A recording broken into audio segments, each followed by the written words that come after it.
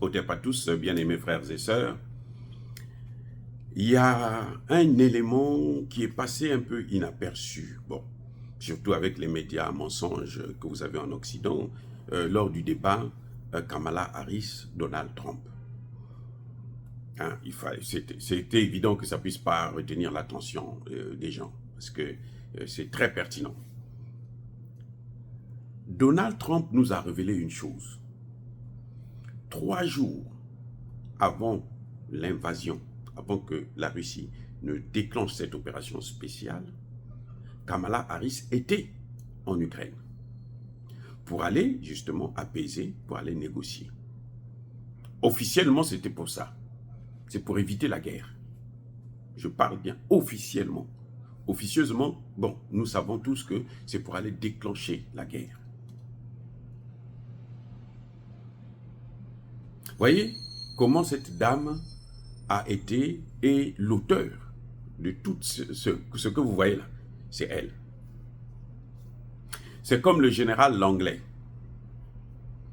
qui est venu en Algérie.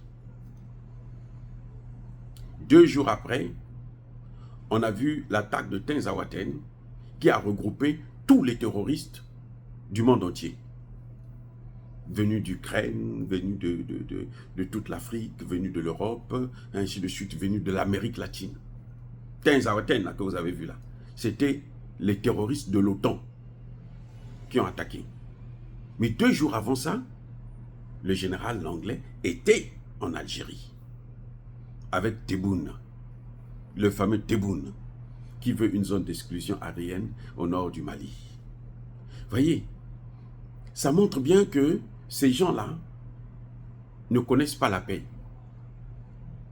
Il y a quelqu'un qui disait que l'impérialisme se nourrit de la guerre. L'impérialisme aime la guerre. L'impérialisme déteste la paix. Il n'aime pas la paix. Non, c'est pas possible. L'impérialisme et la paix ne font pas bon ménage. Ils ne peuvent pas vivre ensemble. Eux, il faut qu'il y ait la guerre. Et faire tourner l'industrie d'armement. Parce que le budget que vous voyez là, 800 milliards de dollars que les Américains mettent en jeu, c'est pour ça. C'est pour l'industrie d'armement, pour qu'ils puissent fabriquer des armes, Mais vous fabriquez des armes. Ces armes-là risquent d'être obsolètes. Et puis ça risque d'être, vous n'allez même pas savoir si c'est efficace s'il n'y a pas de guerre. Il faut qu'il y ait des guerres pour les utiliser. C'est pour ça que la Russie a dit à l'Assemblée générale, au Conseil de sécurité de l'ONU, que les États-Unis sont en train d'utiliser le sol ukrainien pour expérimenter, pour pratiquer, utiliser les armes qu'ils sont en train de créer. Et quand la guerre en Ukraine va se terminer, il faut d'autres terrains d'expérimentation. C'est pour ça qu'on prépare déjà Israël et Iran. Les deux, ils vont s'affronter. Bref, Madame Harris était 3 jours avant le déclenchement de l'opération. Elle était en Ukraine. Bon, imaginez-vous, si c'était vraiment quelqu'un qui connaît la négociation, qui est forte, qui est compétente, qu'est-ce qu'elle devait faire? Cette guerre n'allait pas se passer. Déjà, il y a un problème. C'est que quand on veut la paix, là, on doit faire asseoir les deux parties. Même si on ne les fait pas asseoir en même temps, on va voir l'un, on va voir l'autre. Après l'Ukraine, elle serait partie en Russie pour aller voir Poutine, pour demander à Poutine, mais écoute, il faut régler cette affaire-là pacifiquement. Toi, ce qui t'inquiète, c'est quoi? Moi j'ai un problème de sécurité. Ok, voilà, le problème de sécurité, voici ce que nous nous proposons. Et puis les négociations commencent. Or, Poutine a été baisé depuis le début, depuis 2014, avec les accords de Minsk. Et quand Angela Merkel l'a dit elle-même, François Hollande l'a confirmé, que notre problème, c'était gagner du temps pour équiper, pour armer l'Ukraine, afin que l'Ukraine puisse nous aider à balkaniser la Russie. C'est tout. C'est même pas pour l'Ukraine elle-même. Non. C'est pas pour l'avenir de l'Ukraine, non. C'est pour utiliser le sol ukrainien, pour expérimenter nos armes, pour savoir ce que ça va donner sur le terrain. Voilà. Quand l'Ukraine dit, moi je veux des frappes à longue portée, parce qu'on veut expérimenter si ces armes-là, ça peut justement aller loin. Parce qu'ils n'ont pas de missiles balistiques. Ils n'ont pas de missiles balistiques. Pour avoir des missiles balistiques, là, il faut avoir un espace où vous pouvez exercer ça, utiliser ça. Il faut un espace. Par exemple, prendre ça ici, envoyer en Europe. Mais en Europe, où? Vous ne pouvez pas envoyer ça en Allemagne, les Allemands ne seront pas d'accord. Vos alliés. Donc, il faut envoyer ça où? En Russie.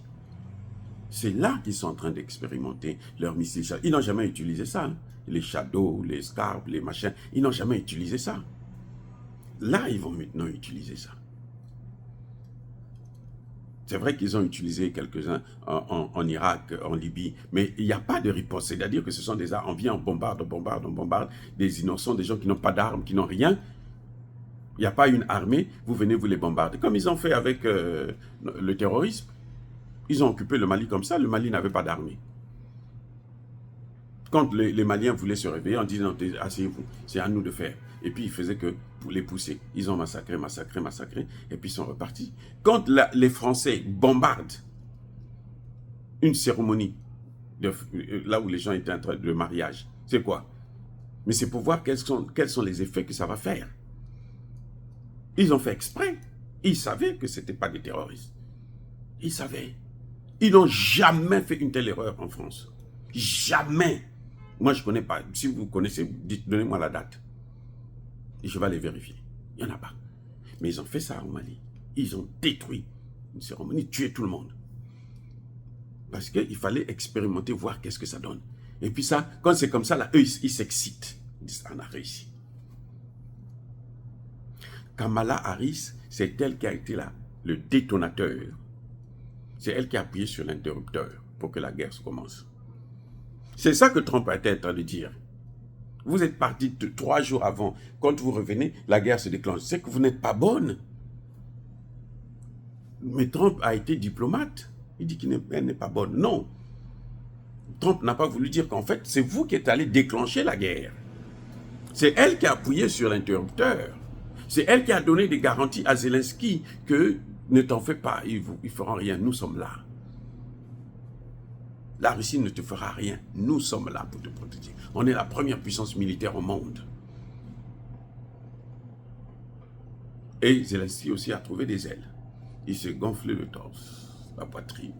Il dit, bon, maintenant je suis puissant. Alors, on y va. Et quand la Russie lance l'intervention, Zelensky constate que, mais c'est pas ce qu'on m'avait dit. Il se dit, non, il faut négocier. Là, maintenant, l'anglais, le premier ministre britannique, vient directement lui-même sur place à Kiev. Il dit, ne t'en fais pas, pas de négociation. Nous, on va te donner les armes. Et c'est là qu'ils ont commencé à donner des armes. Donc, Trump nous fait comprendre que c'est Kamala Harris qui a déclenché la guerre en Ukraine. Et que si elle est présidente, cette guerre va s'aggraver. On va aller vers la guerre nucléaire. Trump l'a dit. Il ne faut pas que les gens disent que non, on ne savait pas. Trump l'a dit, c'est ça qui est là. Si elle est là, si elle prend le pouvoir, vous allez voir qu'on va aller vers une guerre nucléaire. C'est pour ça que Trump a dit, mais elle est en train de jouer avec le feu. Vous êtes en train de jouer avec le feu. Le problème chez les Américains, c'est quoi? C'est que dans leur tête, là, ils sont tellement habitués à faire des guerres par procuration, ils se disent que s'il y a une 3e guerre mondiale, ça va s'arrêter en Europe et en Afrique. Ça ne viendra jamais aux États-Unis. Mais ce qu'ils oublient, c'est que Lavrov a dit, nous allons amener ça aussi aux États-Unis. Parce que pour que les États-Unis comprennent qu'il y a quelque chose qui se passe, il faudrait que ça vienne ici. Là, les Américains vont se dire, oh, mais nous sommes en fait en guerre. Il n'y a plus quelqu'un pour nous protéger, pour faire la guerre à notre place. Donc nous-mêmes devons faire la guerre. Et là, ils vont commencer à se dire, non, arrêtons de faire la guerre ailleurs. Par procuration surtout. Arrêtons. Ceux qui font la guerre ne participent pas. Ceux qui créent les conditions de la guerre ne participent pas à la guerre et n'envoient jamais leurs enfants en guerre. C'est le principe même que tous les experts de la géopolitique savent. Ils vont vous le dire. Ils ne participent pas. Ils n'envoient pas leurs enfants. C'est ce que les États-Unis font. Et Kamala Harris le sait. Donc si Kamala Harris prend le pouvoir, là, Ne soyez pas surpris, les amis. Ah, soyez bénis, abondamment bénis par le Dieu des Kémites et par nos ancêtres angélisés. Mais que tous ceux qui persécutent le continent africain le pillent et le déstabilisent, qu'ils soient noirs, blancs, chinois, arabes, juifs, indiens ou qui qu'ils soient punis, maudits, foudroyés, neutralisés, écrasés, effacés par le Dieu des Kémites et par nos ancêtres angélisés. Vive l'Afrique éternelle, j'ai dit et j'assume.